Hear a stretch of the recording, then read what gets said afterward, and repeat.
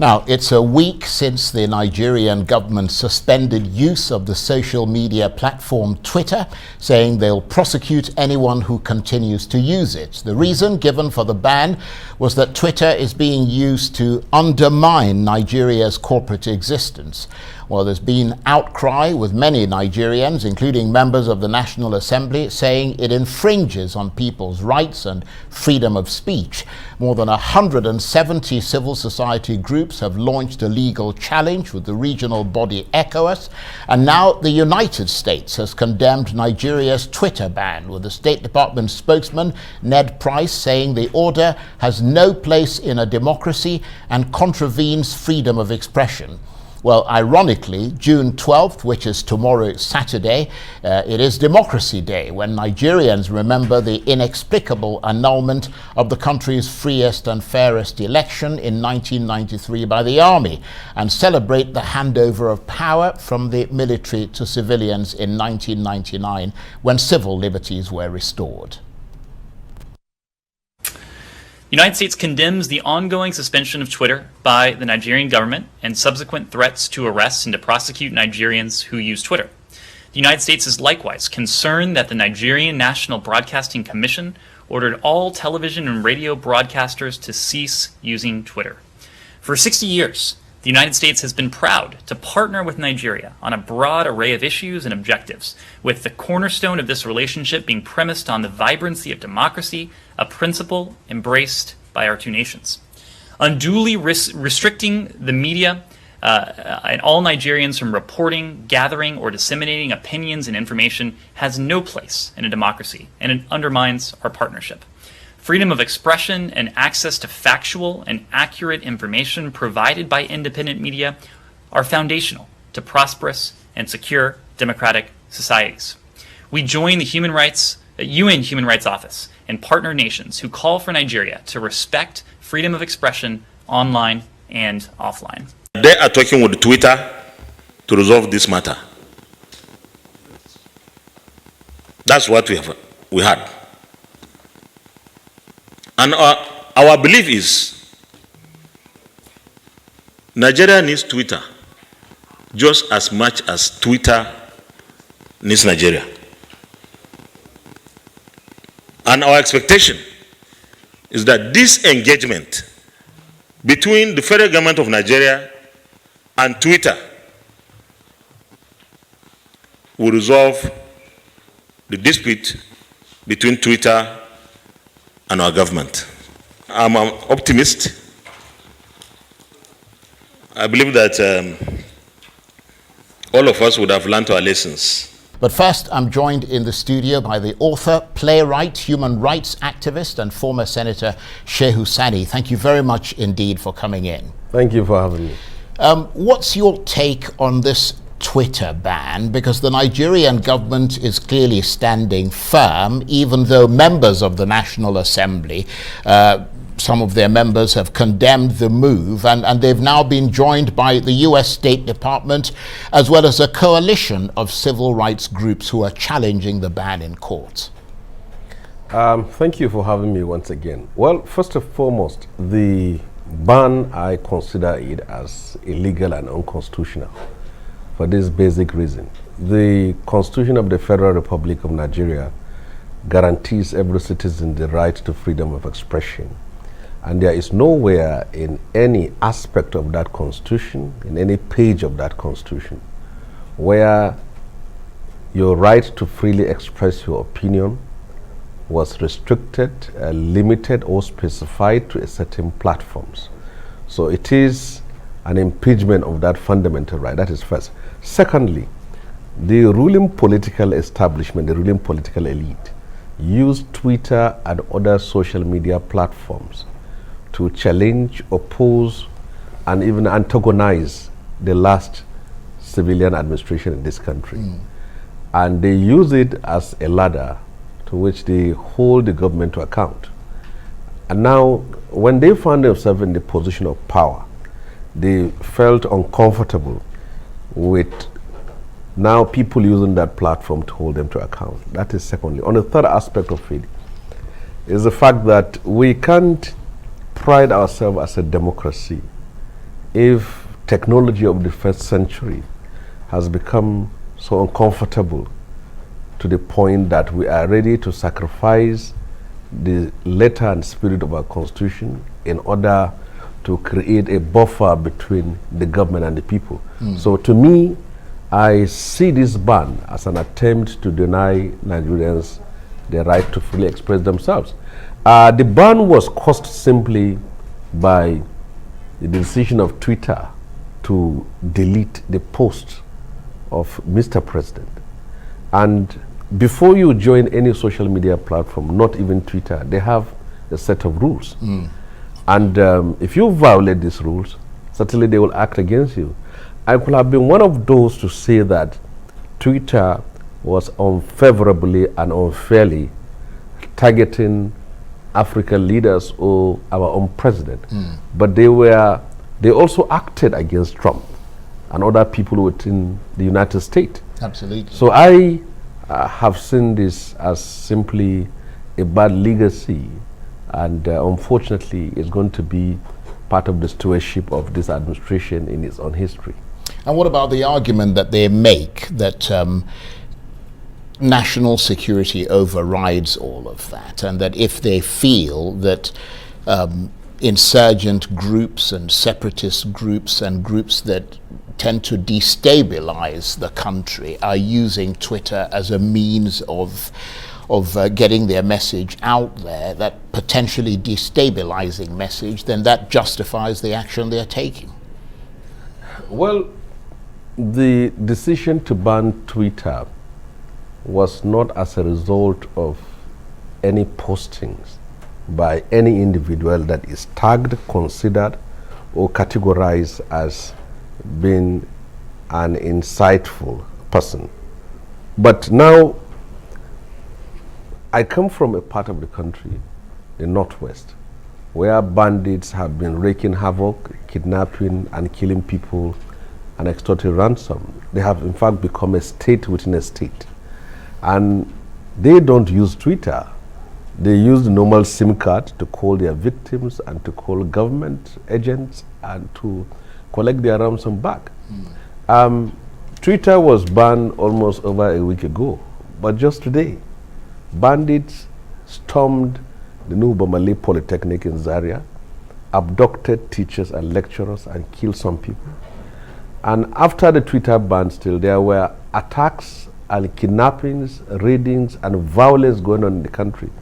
So there is no nexus to connect the Twitter and the insecurity we are facing.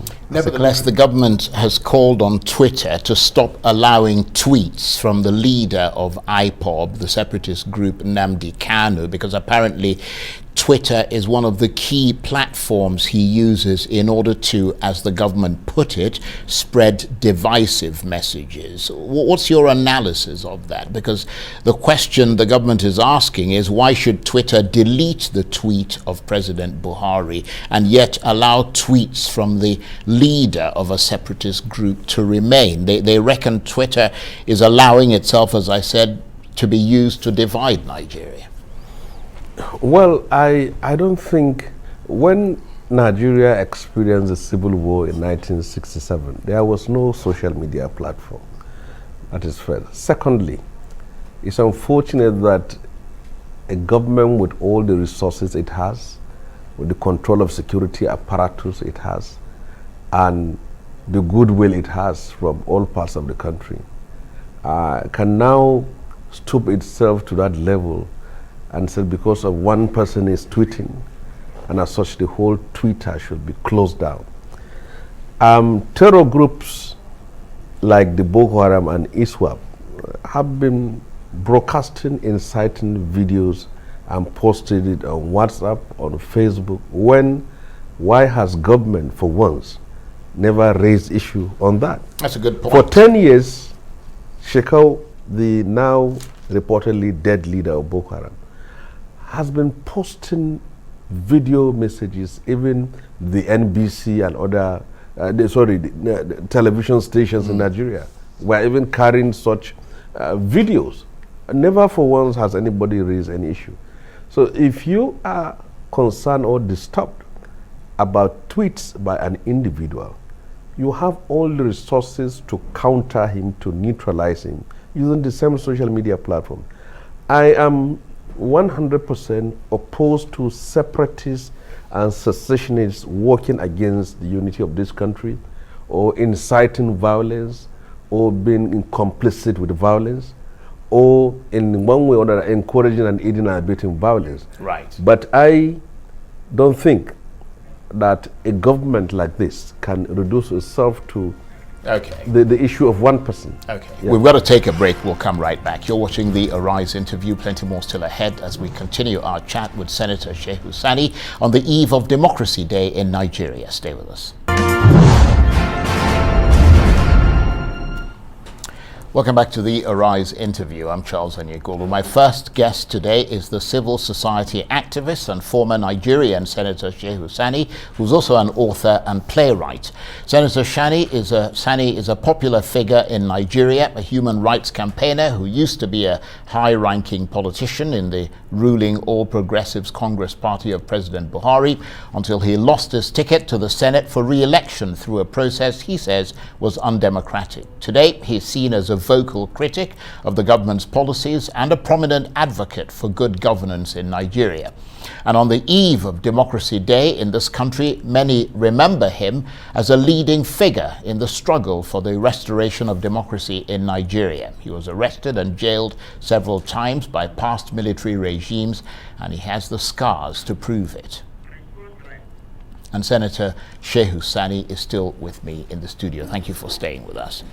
And of course, all this, Twitter, the agitations around the country, the sense of democratic rights being trampled upon, all of it coming as Nigeria prepares to celebrate Democracy Day this Saturday, which is tomorrow, June 12th, the new date for the celebration of the return of democracy. But many citizens clearly feel that their rights are being violated. How ironic is that?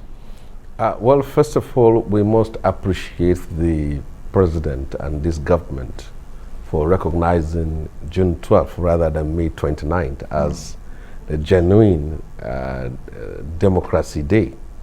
For young people who have not known what June 12th was all about, I believe by now a day has been set for them to go into the research books and know that it was a day marked in the history of Nigeria when Nigerians from all walks of life and all sections of the country united to vote for a candidate whom they believe that the destiny of Nigeria can squarely be rest on his shoulders or hands.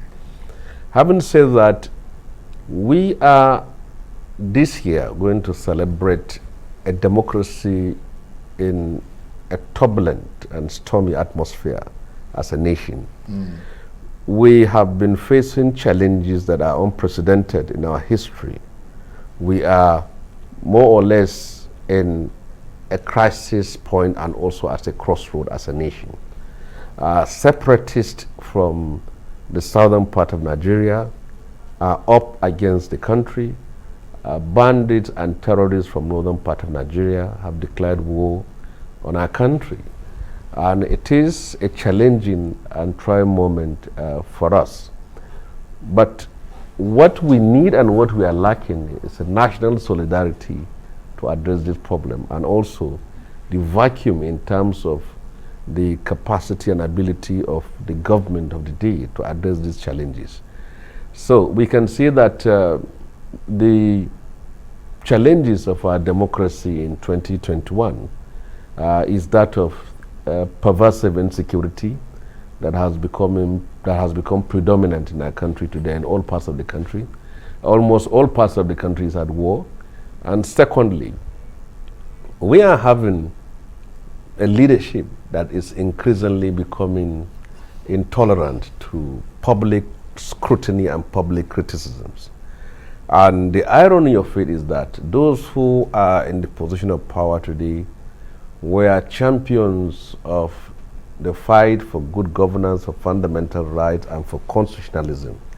They use both social media platform and forms of protest to hold the last government to account and also to push through their political agenda. But unfortunately, what we have seen is actions and words and posturings that clearly shows that this government and people that are the major elements within it are working against that spirit that brought them to the seat of office. Protest has been in most cases criminalized. Criticism is greeted as if one is an enemy, and we have become more divided as a nation than we have ever been.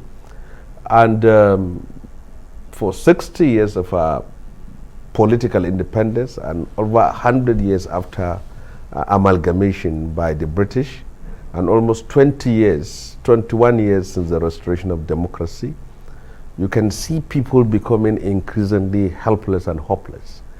On security matters, you can see the governors thinking that the solution lies with the president, and the president thinking that the solution lies with the governors.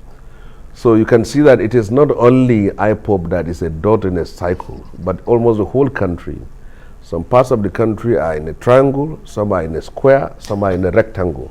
So we have all become dots within this tragic pentagon of a nation. So as far as I'm concerned, I believe that we could have done better. Those who fought to be in the position of office, to fight for democracy, fundamental rights, today have become dictators in their various states, also at the national level. So the point is that where do we go from here? We have an option, and that is to restructure this country, reconfigure and reset it so that we can address the challenges that emanate after the last constitution, or we simply continue to perish. So if we are not careful and we don't do what is right, the nation of Nigeria will not be the one which we desire if we don't do what is needed. Right. So let me take you back to June 12th, because of course that is 1993, because I mean you fought for that election. There was no tribalism in your fight. There was no ethnicity. You simply fought for what you considered to be justice, and the fact that the Nigerian people deserved to see someone who they voted for become the president. It's 28 years now. Looking back, it is still considered Nigeria's freest and fairest election. What was it about that period that made it possible to achieve such a clean ballot, in spite of the fact that clearly an oppressive military government was in power? Well, it's been close to 3 decades now, since the election took place and it was annulled. But for those of us who were the major participants in what happened at that very time, well, it was for a nation that is multi-religious and multicultural, a nation that has always been defined from the point of north and south. That was the first time in the history of this country when Muslims and Christians all decided, the majority of them decided, that here is a leader that we are going to vote irrespective of his ethnic background or religious identity. And we have an Abiola, who is a Muslim from the southern part of Nigeria, and a Babagani Kingibe, a Muslim from northern part of Nigeria. And you see the Christian Association Nigeria and other Pentecostal churches endorsing that kind of an arrangement. It is unprecedented. And up to today, I don't think that can ever be possible. Then the point was that while Nigeria was at the verge of a journey to greatness, the military intervened and annulled that election. And that ached the population and brought everyone to the street. And we led a massive pro-democracy protest, which led to many of us ending up in jail. And it has to take the change of power to Shonekan before some of us were released. But after Shonekan even took over, the protest continued. He arrested some of us and then sent us to jail. Then it has to take an Abacha to come over as a military head of state. And Abacha took, the protest continued under Abacha, right, which led to some of us to spend over 4 years in prison. And we never came back until the dawn of democracy in Nigeria. Senator Shehu, I want to thank you very much indeed. Always brilliant talking with you. You're watching the Arise interview. Stay with us.